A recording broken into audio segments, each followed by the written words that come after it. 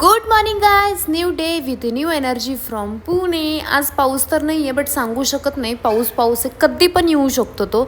आणि ते रिक्षामध्ये बिलकुल पण जागा नव्हती. लिटरली माझे अर्धे पेर आहे ना म्हणजे बाहेरच्या साईडला होते. मला एवढी भीती वाटत होती कोणी येऊन ठोकून जाईल.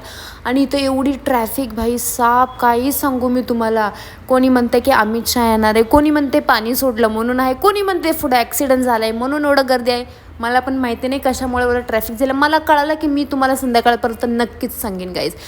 इथे मी ऑफिसला पोहोचले ॲज युजल. स्वतःला मिररमध्ये बघून ऑलवेज हॅपी होणारी मी. दुपारनंतर इतकंच सुंदर क्लायमेट झालं होतं ना यार, मस्तपैकी ऊन पडलं होतं छोटंसं.